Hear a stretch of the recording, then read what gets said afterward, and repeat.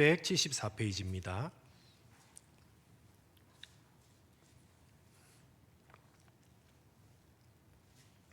찾으셨으면 한 절씩 교독하겠습니다. 제가 먼저 읽겠습니다. 에브라임 사람들이 기드온에게 이르되 내가 미디안과 싸우러 갈 때에 우리를 부르지 아니하였으니 우리를 이같이 대접함은 어찌 됨이냐 하고 그와 크게 다투는지라. 기드온이 그들에게 이르되 내가 이제 행한 일을 너희가 한 것에 비교되겠느냐. 에브라임의 끝물 포도가 아비에셀의 만물 포도보다 낫지 아니하냐. 하나님이 미디안의 방백 오렙과 스앱을 너희 손에 넘겨주었으니 내가 한 일이 어찌 능히 너희가 한 것에 비교되겠느냐 하니라. 기드온이 이 말을 하매 그때에 그들의 노여움이 풀리니라. 기드온과 그와 함께한 자 300명이 요단강에 이르러 건너고 비록 피곤하나 추격하며 그가 숫곳 사람들에게 이르되 나를 따르는 백성이 피곤하니 청하건대 그들에게 떡덩이를 주라. 나는 미디안의 왕들인 세바와 살문나의 뒤를 추격하고 있노라 하니 숫곳의 방백들이 이르되 세바와 살문나의 손이 지금 내 손에 있다 하는 거니 어찌 우리가 내 군대에게 떡을 주겠느냐 하는지라. 기드온이 이르되 그러면 여호와께서 세바와 살문나를 내 손에 넘겨주신 후에 내가 들가시와 찔레로 너희 살을 찢으리라 하고 거기서 분회를 올라가서 그들에게도 그와 같이 구한즉 분회엘 사람들의 대답도 숫곳 사람들의 대답과 같은지라. 기드온이 또 분회엘 사람들에게 말하여 이르되 내가 평안히 돌아올 때에 이 망대를 헐리라 하니라. 이때에 세바와 살문나가 갈골에 있는데 동방 사람의 모든 군대 중에 칼든 자 12만 명이 죽었고 그 남은 자 5천 명 가량은 그들을 따라와서 거기에 있더라.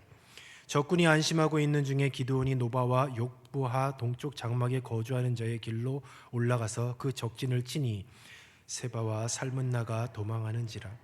기드온이 그들의 뒤를 추적하여 미디안의 두 왕 세바와 살문나를 사로잡고 그 온 진영을 격파하니라. 요아스의 아들 기드온이 헤레스 비탈 전장에서 돌아오다가 숫곳 사람 중 한 소년을 잡아 그를 신문하매 그가 숫곳의 방백들과 장로를 77명을 그에게 적어준지라. 기드온이 숫곳 사람들에게 이르러 말하되 너희가 전에 나를 희롱하여 이르기를 세바와 살문나의 손이 지금 내 손 안에 있다는 거냐. 어찌 우리가 내 피곤한 사람들에게 떡을 주겠느냐 한 그 세바와 살문나를 보라 하고 그 성읍의 장녀들을 붙잡아 들가시와 질레로 숫곳 사람들을 징벌하고 분회엘 망대를 헐며 그 성읍 사람들을 죽이니라. 이에 그가 세바와 살문나에게 말하되 너희가 다볼에서 죽인 자들은 어떠한 사람들이더냐 하니 대답하되 그들이 너와 같아서 하나같이 왕자들의 모습과 같더라 하니라. 그가 이르되 그들은 내 형제들이며 내 어머니의 아들들이라. 여호와께서 살아계심을 두고 맹세하노니 너희가 만일 그들을 살렸더라면 나도 너희를 죽이지 아니하였느니라 하고 그의 맏아들 여들에게 이르되 일어나 그들을 죽이라 하였으나 그 소년이 그의 칼을 빼지 못하였으니 이는 아직 어려서 두려워함이었더라. 합독합니다. 세바와 살문나가 이르되 내가 일어나 우리를 치라. 사람 어찌하면 그의 힘도 그러하니라 하니 기드온이 일어나 세바와 살문나를 죽이고 그들은 낙타목에 있던 초승달 장식들을 떼어서 가지니라. 아멘. 기드온의 양면성이라는 제목으로 말씀 증거하도록 하겠습니다. 계속해서 기드온에 대한 그런 이야기가 본문을 통하여서 우리가 말씀을 상고하고 있습니다.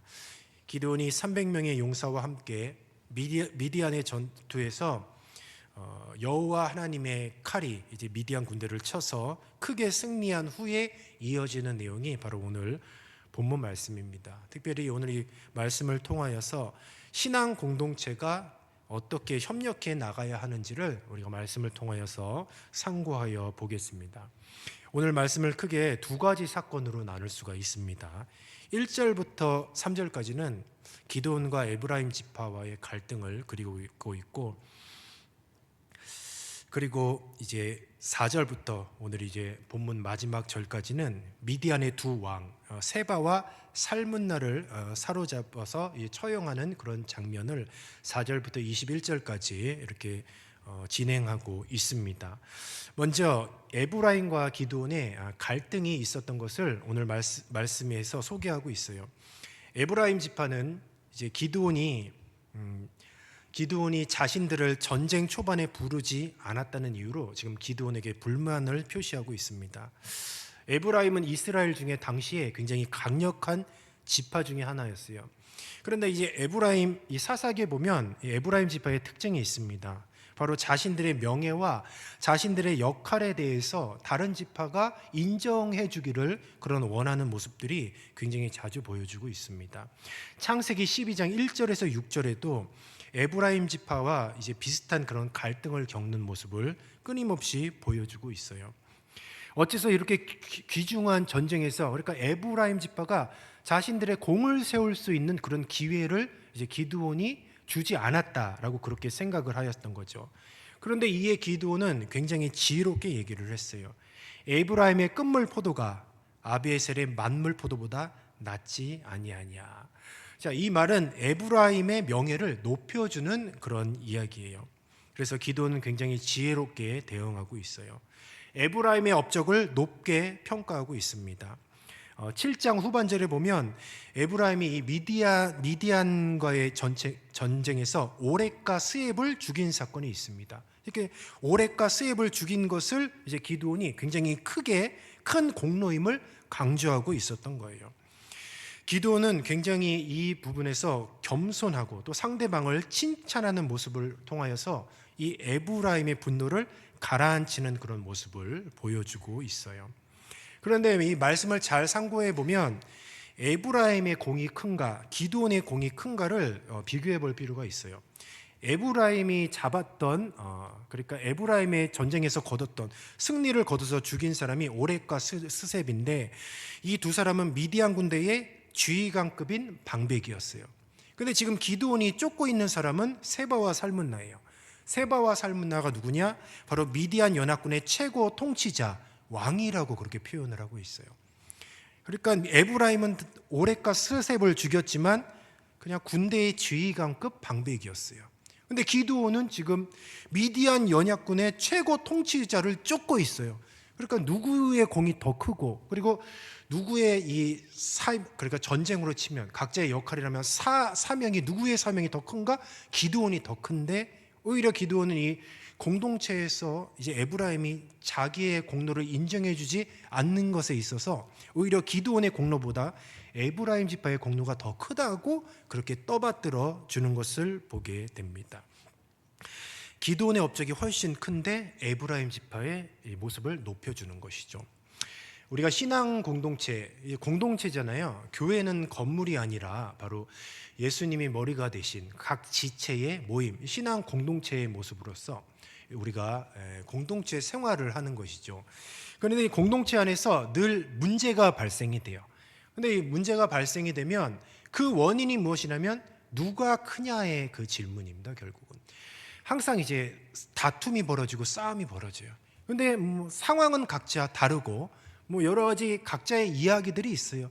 그런데 그 중심에는 결국 무엇이냐면 누가 더 크냐의 싸움인 거죠. 결국 내가 더 크니까 내 공로를 알아달라는 거예요. 그리고 내가 그동안 했던 헌신과 충성과 봉사를 인정해달라는 거죠. 내 공로를 알아달라고 인정해달라는 결국 이 싸움인 것이죠. 가만히 우리 공동체 안에서의 어떤 분란이 있고 서로 의견 충돌이 있다라고 한다면 결국 이 다툼인 것이죠. 제자들도 마찬가지였습니다. 예수님의 제자들도 그 주님의 이 공동체, 주님을 중심으로 한 공동체 12명의 그 공동체를 이루고 있잖아요. 그 가운데서도 누가 크냐라는 질문을 가지고 싸웠어요. 마가복음 10장 우리가 35절부터 37절을 같이 한번 읽어보도록 하겠습니다. 시작. 세베대의 아들 야고보와 요한이 주께 나와 여짜오되 선생님이여 무엇이든지 우리가 구하는 바를 우리에게 하여 주기를 원하옵나이다. 이르시되 너희에게 무엇을 하여 주기를 원하느냐? 여짜오되 주여 영광 중에서 우리를 하나는 주의 우편에 하나는 좌편에 앉게 하여 주옵소서. 아멘. 제자들도 똑같이 싸웠습니다. 하나는 예수님이 이제는 예루살렘 성에 가셔서 왕이 될 것 같은 착각을 한 거죠. 예수님이 이제는 정치적인 왕, 정치적인 메시아로서 이제는 로마의 압제에서 이스라엘을 구원할 그 메시아로서 예루살렘에 가셔서 이제 그런 멋진 왕의 모습으로 설 때에 나는 좌편에 그리고 내 형제는 우편에 이렇게 세워달라고 그렇게 요청을 하는 것이죠. 결국 자신들의 어떤 공로, 자기의 이름을 높여달라고 하는 것이 공동체에서 큰 문제가 됐고 분란이 되었던 것입니다. 누가 더 큰지 인정받으려고 하는 이 태도가 그러니까 어느 공동체든지 항상 있으나 분열의 원인이라는 것을 우리는 꼭 기억해야 돼요. 그렇다면 이 문제를 어떻게 해결할 것인가? 바로 기드온이 굉장히 잘 이야기하고 있어요. 기드온은 에브라임을 일부러 높였습니다. 그러니까 누가 크느냐의 문제로 공동체가 시끄럽다고 한다면 그 문제의 해결은 바로 겸손과 상대방을 더 높이는 것이에요. 바로 그리스도인은 그래서 섬김에서 자기 희생을 통하여서 공동체를 서로 화합하게 할 수가 있던 것이죠. 이 제자들이 누가 크느냐의 이 질문과 그리고 서로 싸우는 가운데에 예수님께서 답을 해주셨어요. 44절부터 45절 마가복음 15장 44절에서 45절인데요 10장 같이 읽어보겠습니다. 시작. 너희 중에 누구든지 으뜸이 되고자 하는 자는 모든 사람의 종이 되어야 하리라. 인자가 온 것은 섬김을 받으려 함이 아니라 도리어 섬기려 하고 자기 목숨을 많은 사람의 대속물로 주려 함이니라. 아멘. 예수님께서 뚜렷하게 공동체 안에서의 이런 분란, 누가 왕이냐, 누가 더 공로가 많으냐, 바로 이 싸움에서 어떻게 하면 해결을 할 것이냐, 누구든지 으뜸이 되고자 하는 자는 모든 사람의 종이 되리라 라고 말씀하고 있습니다. 으뜸이 한 명이면 문제가 있지 않아요. 근데 으뜸이 두 명이면 문제가 있는 거죠. 우리 공동체 안에서 기관, 사랑방 충돌이 있을 수 있어요. 충돌이 있다고 하면 가만히 보면 으뜸이 둘이에요. 주인이 두 명이에요. 주인이 두 명. 그렇다면 그 문제를 어떻게 해결하느냐? 으뜸이 되면 안 되는 거죠. 종이 되면 해결될 줄로 믿습니다. 내가 지면 돼요. 내 공로, 내 체면, 내 자존심 다 내려놓고 내가 종이 되면 누가 으뜸이 되고자 하는 그런 누가 왕이 되고자 하는 누가 주도권 싸움을 하는 그 싸움에서 그 문제가 평탄하게 해결된다라는 것이죠. 예수님은 섬김을 받으려고 이 땅에 오신 것이 아니라 섬기려 하고 자기 목숨을 많은 사람의 대속물로 주려 하셨다라고 하셨습니다. 죄를 해결해야 되는 엄청난 그 문제에서 예수님은 으뜸이 되려고 하지 않으셨어요. 그냥 조용히 십자가에 달리셔서 으뜸이 아니고 그냥 대속물이 되어서 죽으셨습니다. 마찬가지예요. 우리가 누군가 더 크고 인정받으려고 하는 공동체 안에서의 그런 싸움이 있다라고 한다면 우리가 겸손하면 돼요. 그리고 상대방을 더 높이면 됩니다. 그리고 상대방을 인정해주고 높여주고 상대방을 높여주고 나를 낮춘다고 한다면 모든 문제는 한순간에 해결된다라는 것이죠. 싸움이 계속해서 일어난다라고 한다면 으뜸이 둘, 혹시나 그 으뜸이 내가 되려고 그래서 오히려 내가 공동체 안에서의 싸움을 조장하고 뭔가 갈등의 분열을 일으키는 원인이 되고 있지는 않은지를 우리는 살펴봐야 하겠습니다. 4절부터 21절까지는 미디안 왕 세바와 살문나의 처형에 대해서 다루고 있어요. 기드온과 그의 군대는 지쳐 있습니다. 지금 이제 전쟁을 하고 있는데 여전히 먼저는 13만 5천 명 미디안의 연합군인데 이제는 기드온과 300명의 용사가 이제 항아리에 횃불을 깨트리고 그리고 나팔을 부는 그 사건을 통하여서 여호와의 칼을 통하여서 13만 5천 명에서 12만 명이 이제는 전사를 하게 돼요. 이제는 미디안 군대의 잔당이 15,000명밖에 남지 않았어요. 그래서 이제 기드온과 300명의 용사가 그 잔당을 이제 처치하려고 쫓아가는 중이었습니다. 거기서 우두머리가 누구냐? 세바와 살문나였던 것이죠. 근데 이들이 미디안 연합군의 최고 통치자였어요. 그래서 이들을 잡으려고 쫓고 있는데 이제 기드온과 300명의 용사들이 지쳐 있었던 것이죠. 그래서 숫꽃과 분우엘을 들렸어요. 그런데 그곳에서 밥을 달라고 했는데 밥을 주지 않았어요. 이제 숫꽃과 분우엘 사람들이 어디냐? 갓집바 사람입니다. 이스라엘 백성이었어요.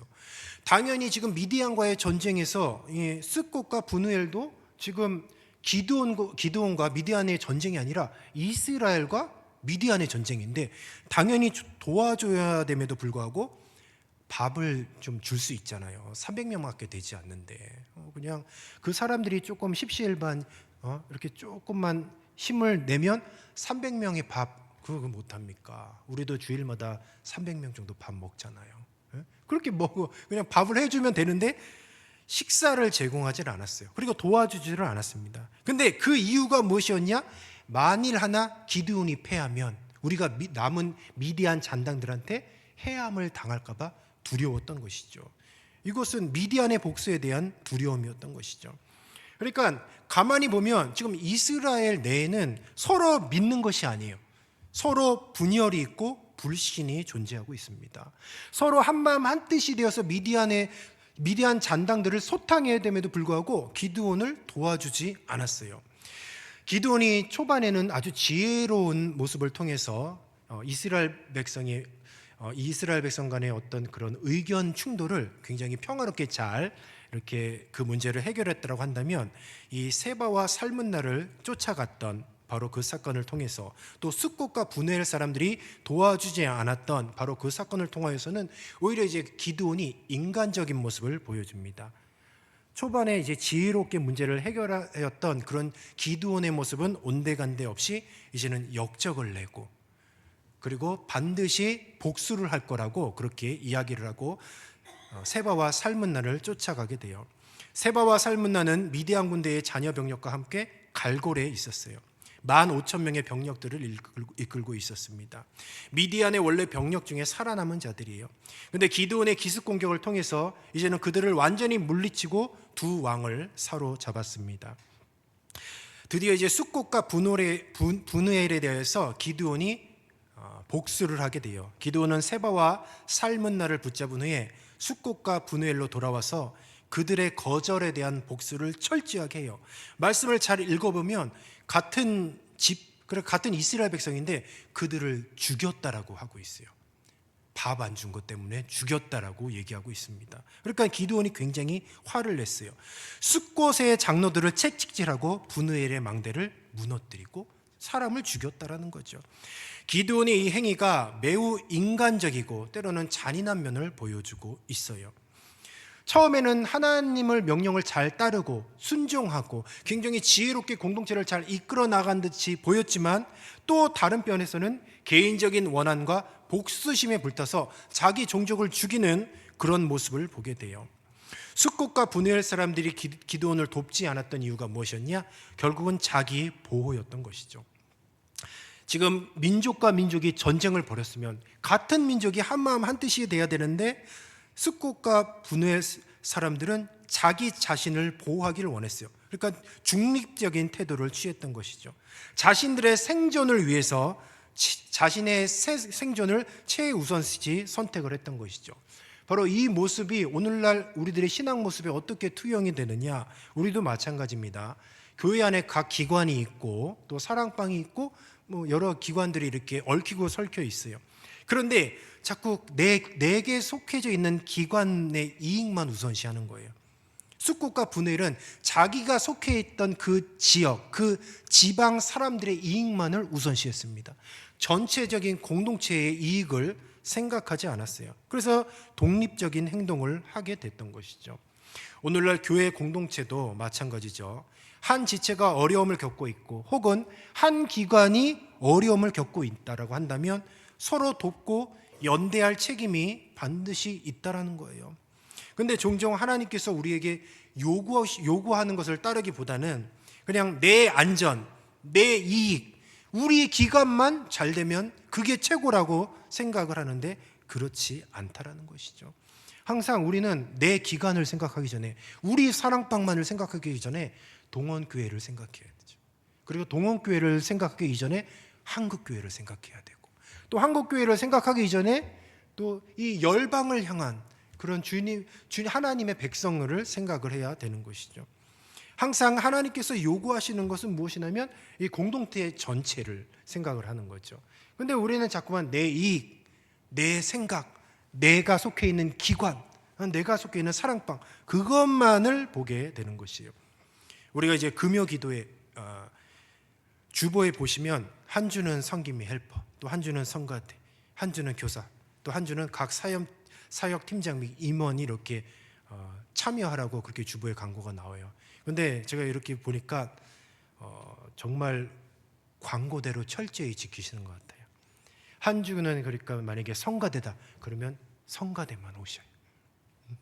교사가 와도 되는데, 그리고 각 사역 팀장 임원들이 와도 되는데 그 주보 광고 그것만 지키는 거죠. 금요 기도에는 이제 성김이 헬퍼, 성가대, 교사 물론 이렇게 참여를 독려하지만 아무나 오셔도 돼요. 예, 교육부가 와도 되고요, 청년부가 와도 되고요, 장년부가 와도 되고요, 유치부가 와도 됩니다. 왜냐? 우리 공동체 안에서 우리 금요기도에 얼마나 귀합니까? 왜냐하면 예배 이제 마치고 함께 기도하는데 우리 몸이 아픈 환우들의 기도 제목이 이렇게 나오잖아요. 그 기도 제목을 놓고 우리 공동체를 위해서 기도하고 교회를 위해서 기도하고 또 각자 사역자들과 뭐 기관 리더들을 위해 기도하고 이 나라 이 민족을 위해서 열방을 위해서 기도하는 그런 기도 제목을 놓고 기도하는 귀한 시간이지 않습니까? 항상 그런데 우리는 내가 중요한 거예요. 내가 중요하고 우리 가족이 중요하고 내 이익이 중요하고, 그러나 우리 공동체를 조금만 더 생각을 하신다라고 한다면 왜 수요 예배를 안 나오며 금요 기도에 안 나오며 왜 안 나와야 됩니까? 나와야죠. 왜 우리 공동체가 함께 기도해야 되는 것이죠. 지정된 기간만 예배하는 것이 아니라 바로 뭐 수요 예배가 됐든 금요 기도회가 됐든 주일날 1부, 2부, 3부 예배가 됐든 오후 찬양 예배가 됐든 전체 우리 모든 성도들이 함께 드리는 예배인 줄로 믿습니다. 우리는 그래서 늘 주님의 몸된 공동체를 생각을 해야 되는 것이에요. 얼마 전이 아니죠. 한 2년 전이었던 것 같아요. 노예 체육 대회를 제가 참석을 한 적이 있었어요. 근데 노예 체육 대회인데 각 교회별로 단체 줄넘기를 했어요. 단체 줄넘기를 했는데 이제 이렇게 막 돌아요. 그런데 거기서 어떤 교회에 어떤 집사님이 계속 걸리는 거예요. 계속. 그러니까 교회별로 이제 시합을 하는데 많이 이렇게 넘어야 선물을 받을 수 있는데 어떤 집사님이 계속 한 남자 집사님이셨는데 그분이 계속 걸리는 거예요. 그런데 제가 봐도 민망하더라고요. 계속 걸리니까 같은 교회의 성도인데 막 손가락질을 하면서 핍박을 하시는 거예요. 전 무슨 나라 팔아먹은 줄 알았어요. 그렇게 막 삿대질을 하면서 왜 이렇게 못 넘냐고, 왜 이렇게 타이밍을 못 맞추냐고, 그렇게 저는 걱정이 되더라고요. 내심 저분 시험에 들면 어쩔까. 공동체 안에서 우리 항상 이제 공동체 하면 뭔가 이기는 걸 생각해. 이기는 거. 저 기관은 이겨야 돼. 저 사랑방보다 많이 나와야 돼. 그런데 이기는 게 아니에요. 지는 게 중요한 줄로 믿습니다. 교회가 하나 되려고 하고 기관이 하나 되려고 하면 이기면 하나 되지 못하더라고요. 져야 돼. 앞으로 만약에 우리가 뭐 체육대회를 하고 뭐 수련회를 가고 뭐 행사가 있다고 하면 이제부터 우리 수요 예배에 참석하시는 분들은 어떻게 하면 내가 질까? 이제 그 생각을 해야 돼요. 이기면 문제가 발생이 돼. 이기려고 하면 자꾸 나보다 못하는 사람, 부족한 사람을 자꾸 깔아뭉개고 그 사람들을 손가락질하는 거예요. 아니 줄넘기 좀 못 넘으면 어때요? 그 노예 체육대회 꼴등하면 좀 어떻습니까? 그런데 내가 못 넘었다고 그렇게 핍박을 하고 막 면박을 주고 제가 타교인 물론 저도 성도잖아요. 성도로서 너무너무 걱정이 됐어요. 시험에 들면 안 될 텐데. 우리 사랑하는 성도 여러분, 우리는 주님의 영광을 위해서 또 우리 동원교회를 위해서 또 내가 속해 있는 기관 또 사랑방을 위해서 져야 할 줄로 믿습니다. 왜냐하면 우리는 섬기는 자가 되어야 되기 때문에 그것이 주님의 몸된 교회를 위해 하나가 되는 거예요. 기도는 처음엔 자신이 졌어요. 그런데 공동체가 평안했어요. 그런데 이제는 지기가 싫은 거예요. 자기의 자존심이 지금 깔아뭉개지고 그리고 자기를 무시하고 조롱했더니 얘는 자기 최면이 말이 아닌 거죠. 그랬더니 복수심에 불타서 자기 동독을 채찍질하고 망대를 무너뜨리고 심지어 죽이기까지 하는, 이게 무엇입니까? 힘으로 누르는 거예요. 힘으로. 기드온은 당시에 힘이 셌잖아요. 민족의 지도자였지 않습니까? 그러니까 자기 힘으로 눌러버리는 것이죠. 이것이 무슨 공동체이겠어요? 기드온이 단지 무서워서 거짓된 평안이 찾아온 것이죠. 교회는 그렇지 않다. 항상 져야 되는 것이죠. 인간 사상, 기드온의 양면성을 오늘 보여주고 있어요. 기드온의 양면성이 무엇이냐? 결국 인간 사상은 항상 부족하고 불완전하다는 것이 오늘 이 본문 말씀의 핵심이에요. 결국은 인간 사상은 부족하다는 거예요. 물론 하나님께서 특별히 이스라엘을 구원하기 위해서 특별히 세웠지만 온전히 그 사사들의 불완전함을 통해서 지금 더 큰 구원자를 은연중에 지금 질문하고 있는 거예요. 인간 사상은 이렇게 부족한데, 인간 지도자는 이렇게 부족한데, 그렇다면 주님의 몸된 교회를 위해 이스라엘 백성을 진정한 구원자는 누구냐라고 한다면 지금 그 질문을 하는 것이죠. 결국은 예수 그리스도밖에 없다라는 것이죠. 하나님께서 이스라엘을 끊임없이 구원하시며 또 그들을 향하신 계획을 이루어가고 계셔요. 그런데 인간 사사의 역할은 제한적입니다. 결국 완전한 구속자, 온전한 왕으로서 메시아가 필요한 것이죠. 계속해서 예수 그리스도의 필요성을 나타내고 있는 것이죠. 결국 우리가 궁극적으로 의지해야 될 대상은 누구냐? 오직 하나님 한 분뿐임을 기억해야 할 줄로 믿습니다. 오늘날 우리는 지도자들이나 사람들에게 지나치게 의존하는 경향이 있어요. 하나님의 뜻을 구하고 그분의 지혜를 의지해야 할 줄로 믿습니다. 하나님만이 완전한 구원자시고 또 사람은 언제나 한계를 가질 수밖에 없다는 사실을 우리는 꼭 기억해야 하는 것이죠. 말씀을 정리하도록 하겠습니다. 오늘 이 신앙 공동체를 이루기 위해서 우리가 어떤 자세를 이루어야 되느냐? 내가 인정받으려는 그런 자세가 아니라 오히려 낮아지고 섬기고 희생하는 그런 자세가 필요한 줄로 믿습니다.